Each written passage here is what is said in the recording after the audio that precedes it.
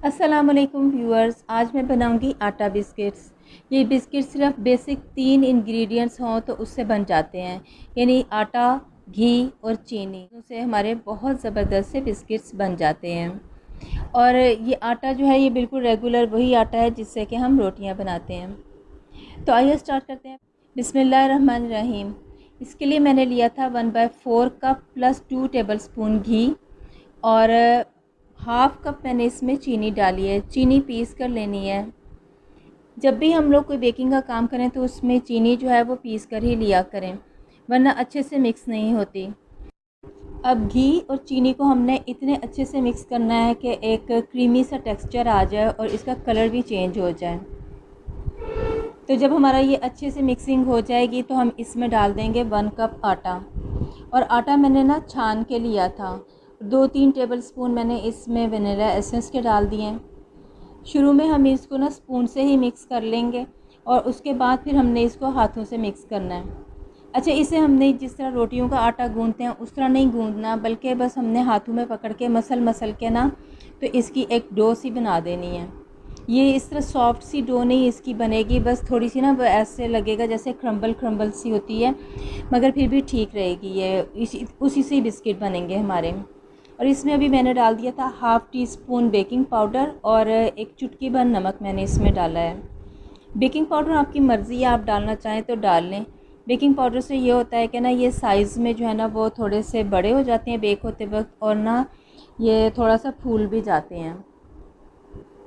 तो अब हमारी डो जो है वो बिल्कुल रेडी हो चुकी है। अब हम ले लेंगे अपना एक बेकिंग ट्रे। तो बेकिंग ट्रे को ना ग्रीस करने की कोई ज़रूरत नहीं है, और इस पे किसी किस्म का कोई पार्चमेंट पेपर या कोई भी ना बटर पेपर लगाने की भी ज़रूरत नहीं है।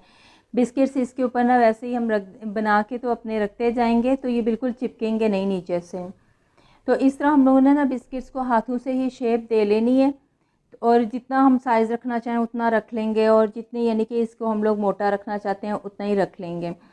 तो और इसी तरह नाइफ़ से ना हम इसके ऊपर जो है वो अपने कोई डिज़ाइन बना लेंगे। इस तरह चेक डिज़ाइन जो होता है ना क्रिस क्रॉस का, वो डिज़ाइन बना लेंगे। और फिर इनको हम लोगों ने ना एक अंडे से ग्रीस कर देना है। आप चाहें तो पूरे अंडे से भी, यानी कि अंडा पूरा फेंट के उससे भी कर सकते हैं, या सिर्फ एग यॉक जो है ना वो भी यूज़ कर सकते हैं। तो इन सब चीज़ों इसको ना हम अंडे से ग्रीस करने के बाद फिर हम इसको ना गार्निश कर देंगे। अब ये आपकी मर्ज़ी है कि आप जिस भी चीज़ से करना चाहें, यानी कि आप कोई भी ड्राई फ्रूट ले सकते हैं। कोई आप पिस्ते ले लें, बादाम ले लें, या कोई और भी आप अखरोट ले सकते हैं, कुछ भी। लेकिन मैंने जो है ना वो बादाम लिए हैं और उनको मैंने जो है ना वो क्रश कर लिया है। अब मैं इस तरह से डेकोरेट करूँगी कि ना वो, यानी कि किसी किसी वो बादाम का पार्ट जो है ना वो वाइट वाला ऊपर आएगा, और किसी का जो है ना वो छिलके वाला ऊपर आएगा, उससे ना फिर बहुत ज़्यादा खूबसूरत लगता है। अगर हम सारे ही वाइट पार्ट ऊपर कर दें या सारे ही छिलके वाला कर दें ना, तो वो फिर सारा वो बिल्कुल ना सिंपल सा ही लगेगा, कोई इतना अच्छा नहीं लगता। तो इस तरह ज़रा मिक्स करके रखें ना तो थोड़ा सा ज़्यादा खूबसूरत लगने लग जाता है। तो इस तरह हमने ये इसके ऊपर लगा के तो थोड़ा सा ना हल्के हाथों से इनको प्रेस कर देना है, ताकि ये इसके अंदर ना सही से सेट हो जाएं। और फिर हमने ना इसको बेक होने के लिए रख देना है। मैंने अपने ओवन को ना प्री हीट होने के लिए रख दिया हुआ था। अगर आपका ना ओवन उसका इलेक्ट्रिक का है तो 180 डिग्री पर रख दें। अगर आपका गैस का है तो उसको मीडियम फ्लेम पर रखें। और पतीले का में आपने ना बिल्कुल लो फ्लेम पे ना प्री हीट करना है। और टाइम इसका 15 टू 20 मिनट्स होता है बेकिंग टाइम। पतीले में इसका जो है ना वो तकरीबन 30 मिनट्स लगेंगे। तो अब ये देखें, अल्हम्दुलिल्लाह बहुत ज़बरदस्त से मेरे बेक होकर आ गए हैं, और इतना प्यारा कलर आया है ना इनके ऊपर, गोल्डन गोल्डन सा बिल्कुल कलर आया है। और इतने ज़बरदस्त बने हैं, इतने ज़बरदस्त कि ना आप यकीन करें सबने बहुत ज़्यादा पसंद किए। एक तो ये कि बहुत ज़्यादा इकोनॉमिकल भी हैं, बहुत ज़्यादा आसानी से बन जाते हैं। बस सिर्फ वही चीज़ें जो कि हमारे घर में मौजूद होती हैं ना, उन्हीं चीज़ों से ये बन जाते हैं, और बनते बहुत ज़्यादा मज़े के हैं। तो अभी मैं आपको ना ये तोड़ कर दिखाती हूँ कि ये इतने क्रिस्पी सा बना है ना, और बहुत ही ज़बरदस्त।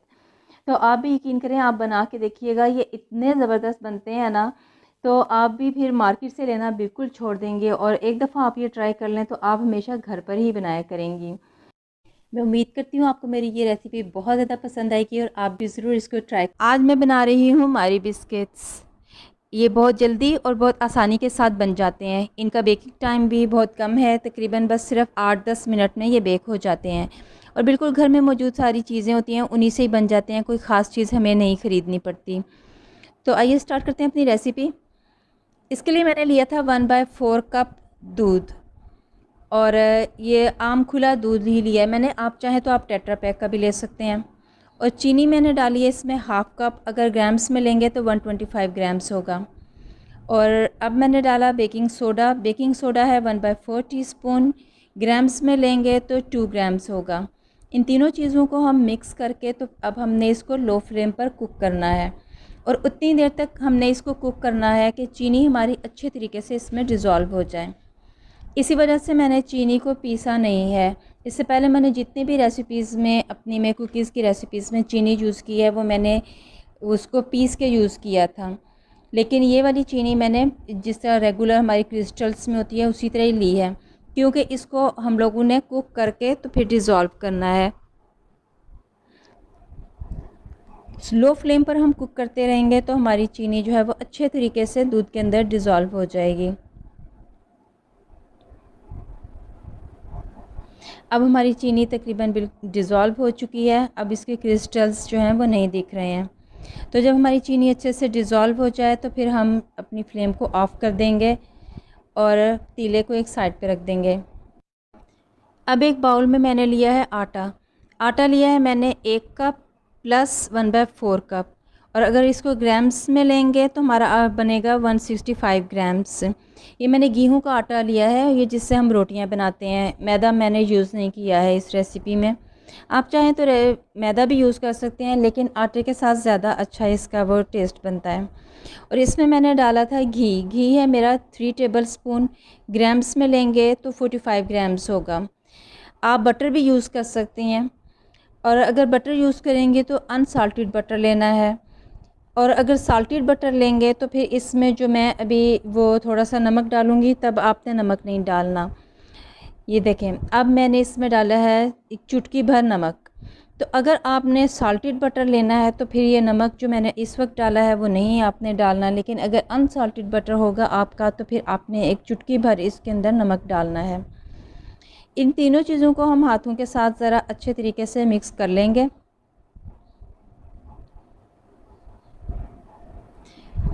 ये स्पैचुला या स्पून के साथ नहीं सही से मिक्स होंगे आपस में, तो इसलिए इन्हें हाथों से करना ही बेहतर रहेगा। जब ये मिक्स हो जाएं तो जो हमने अपना वो मिल्क जो है वो कुक किया था चीनी के साथ, उसको हम इसके अंदर डाल देंगे। मेक श्योर कि ये ठंडा होना चाहिए। ठंडा हो जाए तो फिर आप करें। इसको गरम गरम को आपने यूज़ नहीं करना है इस तरह से। अब इसे हम स्पून के साथ मिक्स कर लेंगे अच्छे तरीके से। अच्छा, ये बिस्किट्स बहुत अच्छे बनते हैं, बहुत मज़े के बनते हैं और बच्चे बहुत ज़्यादा खुश होते हैं। तो आई थिंक कि हमें इस किस्म की चीज़ें बनाते रहना चाहिए। बच्चे बहुत खुश होते हैं और उन्हें ये एहसास होता है कि हमारी मदर्स जो है वो हमारे लिए कुछ बनाती हैं, कुछ अच्छा, कुछ डिफरेंट बनाती हैं। और इससे ना बच्चों के अंदर ये एहसास पैदा होता है कि हमारी मदर जो हैं वो बहुत लविंग एंड केयरिंग हैं। तो हमें इस किस्म की चीज़ें जो है ना कभी कभार बना के बच्चों को देते रहना चाहिए। ये देखें, हमारी डो काफ़ी हद तक देखें मिक्स हो गई है और इसको बस हमने एक सॉफ्ट सी डो बनाना था, तो ये सॉफ्ट सी हो चुकी है हमारी। बिल्कुल सब चीज़ें अच्छे तरीके से मिक्स हो गई हैं। जब हमारी डो बिल्कुल सॉफ्ट सी रेडी हो जाए तो फिर हमने इसको फ्रिज में रख देना है तकरीबन 30 से 45 मिनट्स तक, क्योंकि अभी ये बहुत ज़्यादा स्टिकी है और इससे कुकीज़ बनाना मुश्किल हो जाएगा। तो इसलिए जब हम इसको फ्रिज से निकालेंगे रख के तो फिर ये आसानी के साथ थोड़ी हार्ड हो जाएगी, फिर आसानी से बनेगा। आपने अपनी डो को कवर करके रख देना है। कवर करके हमने इसको फ्रिज में रख दिया था। अब ये मैंने 30 मिनट्स के बाद निकाला है इसको, तो आप ये देखें कि किस कदर हार्ड हो गई है। पहले कितनी सॉफ्ट थी, अब ये हार्ड है। अब इसको हम जो है वो जिस तरह वो रोटी बेलते हैं उसी तरह ही हम इसको बेलेंगे और लेकिन आप ये देखें कि ना इसको आटे के साथ आपने डस्ट कर लेना है, वरना हमारी डो नीचे चिपक जाएगी बोर्ड के साथ। और इसकी थिकनेस जो है वो थोड़ी सी हमने कम रखनी है, क्योंकि ये जब हम बेक करेंगे ना तो जो सोडा अंदर डाला हुआ है उसकी वजह से फिर ये फूल जाएंगे और मोटे हो जाएंगे, तो इसलिए हम बारीक रखेंगे तो इनकी थिकनेस खुद ब खुद बढ़ जाएगी फिर।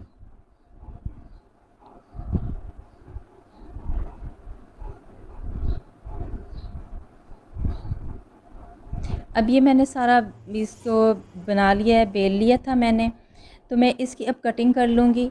ये आपकी मर्ज़ी है कि आप इसको बिल्कुल सादा गोल जो है वो उस तरह में से कटिंग कर लें इनकी, या फिर इसको थोड़ी सी ये जो डिज़ाइन के साथ है उस तरह कर लें। मैंने तो डिज़ाइन के साथ ही किया है, इसको गोल भी किया जा सकता है।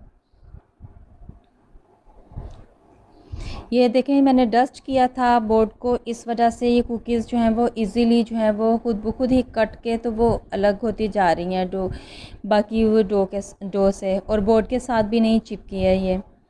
अगर हमने डस्ट ना किया हो तो ये बोर्ड के साथ चिपक जाती है और उठाना बहुत ज़्यादा मुश्किल हो जाता है बोर्ड पर से।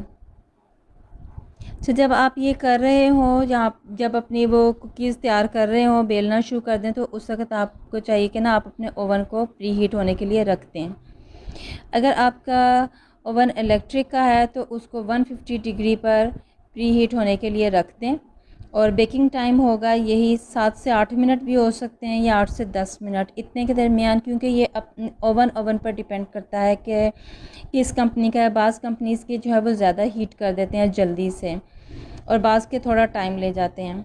और अगर आपके पास गैस ओवन है तो उसको मीडियम टू लो फ्लेम के ऊपर आप प्री हीट होने के लिए रख दें, लेकिन जब इनको बेक करना है तो फिर फ्लेम हमने उसकी लो कर देनी है।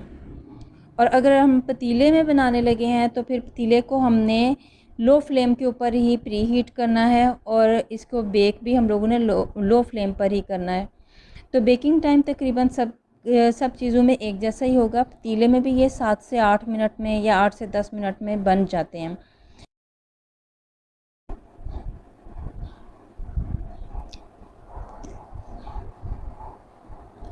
अच्छा, कुकीज़ को मैंने शेप दे ली है सारी, और एक्स्ट्रा डो जो है वो मैं उठा लूँगी।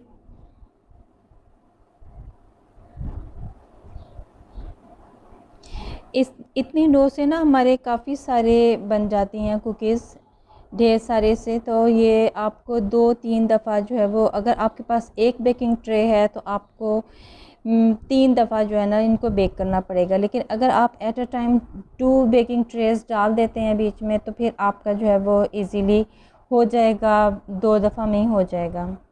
तो अब मैं इनके ऊपर डिज़ाइन दे रही हूँ फॉर्क के साथ। बस आपने इसी तरह ही हल्के हाथों से प्रेस करते जाना है और इसके ऊपर डिज़ाइन आ जाएगा।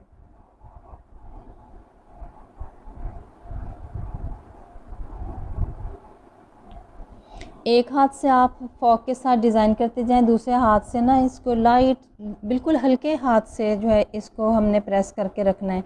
ज़ोर से नहीं प्रेस करना बिल्कुल भी बोर्ड के ऊपर, वरना ये बोर्ड के साथ चिपक जाएगा और डी शेप भी हो जाएंगे।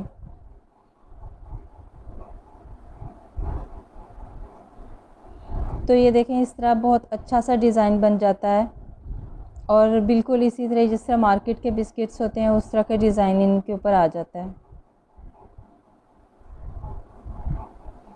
ये आप भी घर में बनाकर देखिएगा, बहुत ज़बरदस्त बनेंगे, और ख़ास तौर पर बच्चे तो बहुत ज़्यादा खुश हो जाते हैं, क्योंकि जो मार्केट से बिस्किट्स मिलते हैं तो वो एक पैकेट में बहुत कम होते हैं, और जब हम इस तरह घर में बनाते हैं तो वो एक साथ काफ़ी सारे बन जाते हैं, तो बच्चों की मौजें लग जाती हैं और वो बहुत ज़्यादा खुश हो जाते हैं कि हमें एक साथ इतने ढेर सारे से बिस्किट्स मिल गए हैं।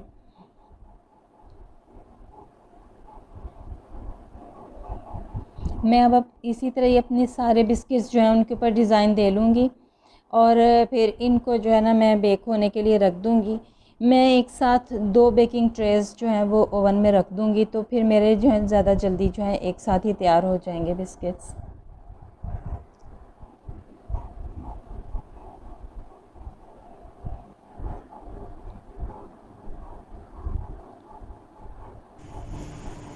अब ये देखें अल्हम्दुलिल्लाह मेरे बहुत अच्छे से बेक हो चुके हैं।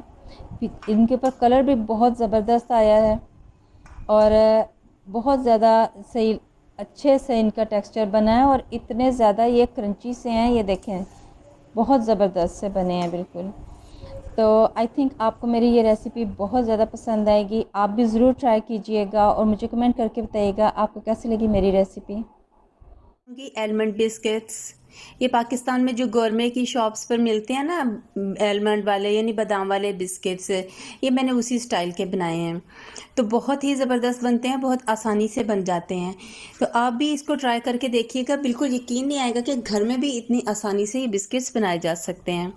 तो आइए स्टार्ट करते हैं हम अपनी रेसिपी। बिस्मिल्लाहिर्रहमानिर्रहीम। इसके लिए मैंने लिया था हाफ़ कप बटर। ये होममेड बटर है और ज़ाहिर है फिर इस वजह से ये अनसाल्टेड बटर है। तो ये हाफ़ कप बटर हम लेंगे और इसमें डालेंगे हाफ़ कप ही चीनी। चीनी मैंने जो है ना पीस ली थी, पिसी हुई चीनी ही यूज़ करनी है। जब भी बेकिंग करें तो चीनी पीस कर ही लेनी चाहिए। इसको हम स्पून से अच्छी तरह जो है ना मिक्स कर लेंगे। इस पूरी डो को रेडी करने के लिए हमें किसी किस्म की मशीन की ज़रूरत नहीं होगी, ना ही विस्क की हैंड विस्क की भी ज़रूरत नहीं है। ये स्पून से ही सारा काम हो जाएगा। तो बस फिर इसी तरह इसको प्रेस कर कर के इनको हमने आपस में अच्छे से मिक्स कर लेना है।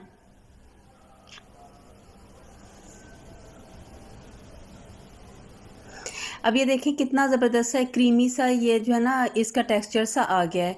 इसमें अब मैंने डाल दिया है 1/3 कप पाउडर्ड आलमंड्स। ये मैंने बादाम जो थे ना इनको खुद ही जो है पीस लिया है, घर में ही मैंने पीसा है। तो इनका ना एक पाउडर फॉर्म में ले आई थी।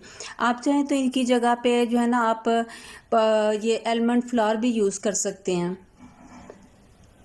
और ये आपकी मर्ज़ी है। आप मैंने 1/3 कप लिया है, आप हाफ़ कप भी ले सकते हैं। तो अब मैंने डाला है इसमें जो है ना चुटकी भर मैंने नमक डाला है। अगर आप लेंगे ना साल्टेड बटर तो फिर आपने ये नमक नहीं डालना, और अगर आपने अनसाल्टेड बटर लेना है तो फिर इसमें ये नमक भी डालना है। तो इन सब चीज़ों को भी हम अच्छे से मिक्स कर लेंगे। अब मैंने इसमें डाला है 1 टेबल स्पून मिल्क पाउडर। ये आपने मिल्क पाउडर लेना है, ये टी वाइटनर नहीं लेना। ये जो मिलते हैं ना एवरीडे वगैरह के ना टी वाइटनर्स, वो नहीं लेने। ये मिल्क पाउडर लिया है मैंने। तो मैंने तो नीडो का लिया, आप कोई और भी ले सकते हैं। और 1 टेबल स्पून ही मैंने इसमें डाला है दूध। ये आप टेट्रा पैक का भी ले सकते हैं और ये खुला दूध भी ले सकते हैं। इसके साथ ही मैं इसमें डालूंगी 2-3 ड्रॉप्स वनीला एसेंस के डाल दूंगी। अगर आप वनीला एसेंस नहीं डालना चाहते तो आप इसमें जो है ना वो तकरीबन हाफ़ टी स्पून इलायची पाउडर डाल दें, तो भी बहुत ज़बरदस्त टेस्ट आएगा। तो बस इन चीज़ों को हमने अच्छे से मिक्स कर लेना है। अब मैं लूँगी इसमें मैदा मैंने लिया है 1 कप और इसको छान लेना है। अच्छा, ये आपकी मर्ज़ी है, आप हाफ़ कप मैदा लेके तो हाफ़ कप ही ये जो रेगुलर हमारा ये गेहूं का आटा होता है गंदम का, वो भी ले सकते हैं। तो बस इसको इस तरह छान लेना है। ये इस तरह ये देखें छानने से जो गुठलियाँ वगैरह होती हैं ना ये अलग हो जाती हैं बिल्कुल। तो इसको अब हमने स्पून से ही अच्छी तरह मिक्स कर लेना है। बस अब ये हमने स्पून से काफ़ी हद तक हमारा मिक्स हो गया है। तो इसके बाद अब हम हाथ से जो है ना इसको बस थोड़ा सा जस्ट 1-2 मिनट के लिए करेंगे, मिक्स करना है। बस हमने अच्छा से इसको गूंदना नहीं है, इसकी बस हमने अच्छे से मिक्सिंग सी करनी है। तो अब ये हमारी डो रेडी हो चुकी है। तो मैं ये अपनी डो को अब ये एक एयर टाइट बॉक्स में रख दूँगी। 15 मिनट के लिए हमने इसको फ्रिज में रख देना है और 15 मिनट के बाद अब ये मैंने डो निकाली अपनी, तो ये बिल्कुल सेट हो चुकी है। आपने इसी तरह ना कोई प्लास्टिक की ये क्लिंग जो शीट होती है वो भी ले सकते हैं, कोई भी अगर नहीं तो आप कोई शॉपर जो है ना वो लेके तो इस तरह उसको नीचे भी डाल के तो ऊपर भी इसके ये फोल्ड करके तो इसी तरह से आपने ना इसको बेल लेना है। अगर आप ये शीट नहीं यूज़ करेंगे ना तो फिर ये जो है इसके साथ ये जो हमारा बेलन है ना इसके साथ ये चिपकेगी और टूटेगी भी डो। तो बेकरी में जो है वो रेक्टेंगल शेप के मिलते हैं या स्क्वायर शेप के होते हैं, तो मैं भी उसी शेप के ही फिर बना रही हूँ। वैसे आप चाहें तो आप कुकी कटर से भी बना सकते हैं, कोई भी शेप दे सकते हैं। तो मैंने बेकरी स्टाइल के बना रही थी तो इस वजह से मैंने जो है ना इनको रेक्टेंगल और स्क्वायर शेप ही देनी है। तो वो रेक्टेंगुलर स्क्वायर देने के लिए फिर इसको जो है ना हमने इसी तरह ही जो है वो रेक्टेंगल शेप में जो है ना उस तरह ही बेलना है, इसको गोल गोल नहीं बेलना फिर। और इसकी मोटाई जो है ना हमने वो 1/4 इंच से 1/2 इंच के दरमियान जो है ना वो रखनी है। यानी ये आपकी मर्ज़ी है कि आप ज़्यादा पतला रखना चाहें तो 1/4 इंच रख लें, लेकिन अगर आप इसको थोड़ा सा मोटा रखना चाहते हैं तो फिर आप इसको ना 1/2 इंच तक कर लें। तो बस फिर इसी तरह हाथों से ना आपने इसको शेप दे लेनी है ताकि ना ये रेक्टेंगल सी शेप में आ जाए और फिर हमारे लिए ना कटिंग करना आसानी हो जाएगी। इतनी देर में ना हमने अपने अवन को प्री हीट होने के लिए रख देना है। मैंने अवन के टेम्परेचर्स जो हैं वो आगे मेंशन कर दिए हैं और इसको हमने बेलना बहुत हल्के हाथों से, इसको ज़ोर ज़ोर से प्रेस नहीं करना। तो अब ये हमने बेल लिया है बिल्कुल, और ये बेलना बिल्कुल इस तरह हमने कि ना ये हर तरफ से बिल्कुल इवन हो, कहीं से मोटा कहीं से पतला, इस तरह नहीं होना चाहिए। तो अब मैं इसके ऊपर ये बादाम जो हैं ये मैं स्प्रिंकल कर दूंगी, सारे स्प्रेड कर दूंगी मैं। और ये बादाम जो थे ये 1/2 कप हैं और ये मैंने इसी तरह ना रफली चॉप कर लिए थे। तो ये इसके ऊपर रख के तो फिर हमने दोबारा से ये शीट इसके ऊपर करके हल्के हल्के हाथों से हमने इसको जो है दोबारा से बेलना है ताकि ये बादाम इसके ऊपर सेट हो जाएं। अब हम इसकी कटिंग कर लेंगे। तो बस इसी तरह ही आपने जो है ना वो छुरी के साथ ये जो है आपने इसकी कटिंग कर लेनी है। और ये कटिंग जो है ना बहुत आसानी से इनकी हो जाएगी। बस ये मैंने रेक्टेंगल बनाने थे तो इसलिए मैंने इसी तरह जो है ना वो रेक्टेंगुलर और थोड़े से बीच में जो है ना वो स्क्वायर शेप के भी हैं। तो मैंने ये इसकी कटिंग कर ली थी। अब इसको ना आपने किसी स्पैचुला की मदद से जो है वो उठा के तो अपनी बेकिंग ट्रे में रख दें। हाथ से भी उठा के कर सकते हैं, लेकिन हाथ से उठाने में ना थोड़ा सा मसला होगा कि ना डो थोड़ी सी टूट सकती है।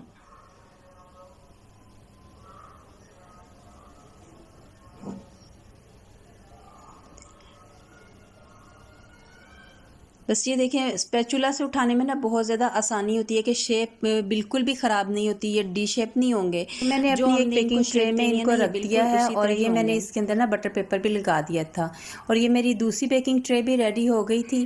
तो आपने इनके अंदर ना दरमियान में इनके गैप्स ज़रा रखने हैं, क्योंकि जब ये बेक होते हैं ना तो ये थोड़े से ज़्यादा साइज़ में बड़े हो जाते हैं। तो गैप्स रख के तो फिर आप इनको जो है ना सेट कीजिएगा।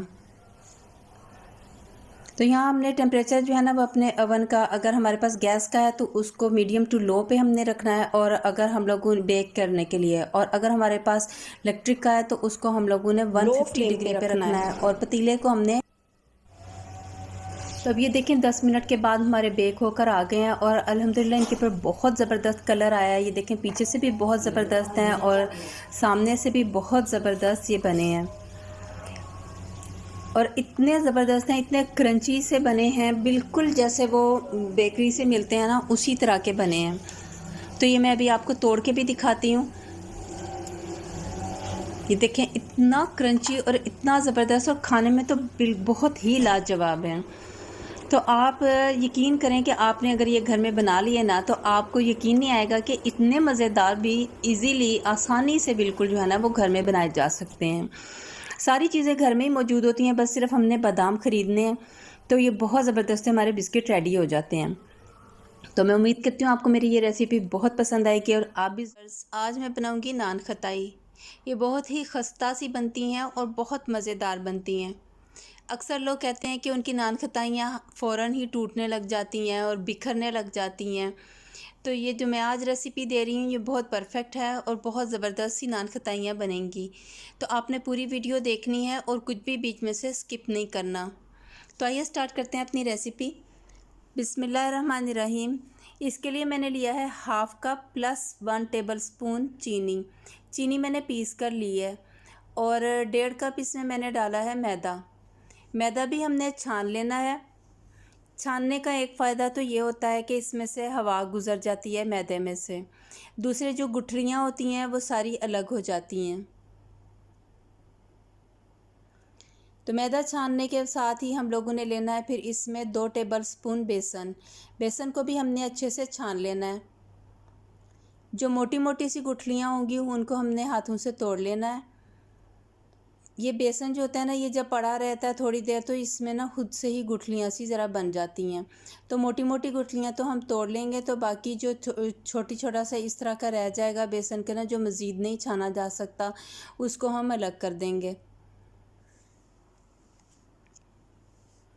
अब मैं डालूँगी इसमें बेकिंग पाउडर। 1 टीस्पून मैंने बेकिंग पाउडर लिया है। ये मैंने बहुत ज़्यादा भर के ऊपर तक नहीं लिया है, बस लेवल से थोड़ा सा ऊंचा था। और 2 चुटकियाँ मैंने इसमें डाला है बेकिंग सोडा, यानी मीठा सोडा। और 1 चुटकी मैं इसमें डाल दूँगी नमक। इन सब चीज़ों को भी हमने छान लेना है और फिर हमने इन ड्राई इंग्रेडिएंट्स को जो है ना चम्मच के साथ अच्छे से मिक्स कर लेना है। अब हमने इसमें डालना है हाफ़ कप घी।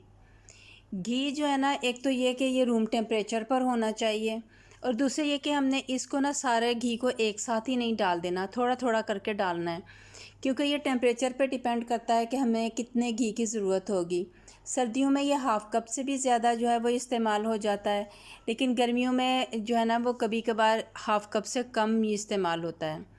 जो मैं अभी बना रही हूँ इसमें हाफ़ कप जो है वो यूज़ हुआ है मेरा। हमने डो असल में इतनी ऐसी रेडी करनी है कि ना जो जिससे ना सिमट जाए, यानी कि ना वो सिमट के हाथ में आए और अच्छा सा जो है ना वो ख़ताई की शेप दी जा सके। यानी अगर हमारा बिखरती होगी ना डो, कि हम उसको शेप देने लगें लेकिन वो बिखरना शुरू हो जाए, तो इसका मतलब है कि अभी हमें थोड़ा सा घी और डालने की ज़रूरत है। लेकिन ये बिल्कुल सॉफ्ट सी डो नहीं बनेगी, थोड़ी थोड़ी सी क्रम्बल सी होगी।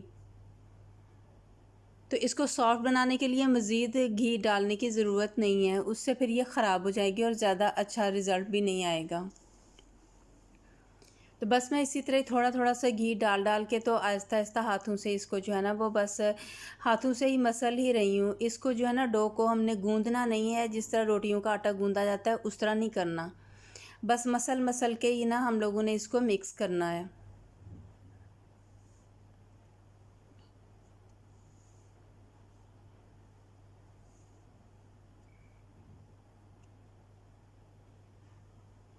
अब ये हमारी डो जो है ना वो सिमटना शुरू हो गई है। बस अब जो बाकी मेरा हाफ़ कप में से रह गया था ना घी, वो भी मैंने यूज़ कर लिया है, सारा ही ले लिया है। तो डो अब हमारी जो है ना वो अल्हम्दुलिल्लाह बिल्कुल सही से रेडी हो गई है। अब ये इस तरह की है कि ना इससे हम लोग जो है ना वो शेप दे सकते हैं। ये देखें अब शेप जो है ना वो आसानी से दी जा रही है। तो अब हमने ले लेना है एक बेकिंग ट्रे, और बेकिंग ट्रे को ग्रीस करने की कोई ज़रूरत नहीं है, ना ही किसी किस्म का कोई बटर पेपर वगैरह लगाने की ज़रूरत है। तो हम इसी तरह हाथों से जो है ना वो नान खताई की हम शेप देते जाएंगे और ना बेकिंग ट्रे में हम रख लेंगे। इतनी देर में ना हमने अपने ओवन को प्री हीट होने के लिए रख देना है। आगे मैंने सारे टेम्परेचर जो है वो मेंशन कर दिए हैं, गैस के ओवन के भी और इलेक्ट्रिक ओवन के भी और पतीला के भी। अब ये मैंने सारी अपनी खताइयाँ बना के रख दी थी, इनके ऊपर अब हम बादाम लगा देंगे क्रश करके। बादाम लगा के फिर हमने इनको जो है ना वो और इसके साथ अंडे से ग्रीस कर देना है। आपने कोशिश करनी है कि अंडा जो है ना वो नीचे तक ना आए, यानी कि बेकिंग ये जो ट्रे है ना हमारा इसके ऊपर ना आए। लेकिन अगर आ जाता है ना तो फिर इसको हमने किचन टॉवल से या टिशू से किसी भी चीज़ से ना हमने साफ़ कर लेना है अच्छे से। अगर हमने साफ़ ना किया ना तो ये बेकिंग ट्रे के ऊपर चिपक जाएगा और जलेगा, और खताइयाँ जो है ना वो भी नीचे से जल सकती हैं फिर।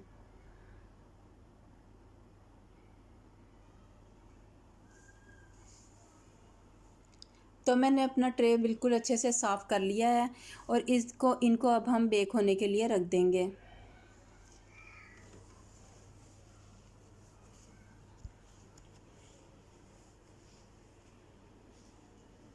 ये 30 मिनट्स के बाद अल्हम्दुलिल्लाह मेरे बहुत ज़बरदस्त से बेक होकर आ गए हैं, और इनके ऊपर बहुत ज़बरदस्त कलर आया है, सामने से भी और पीछे से भी।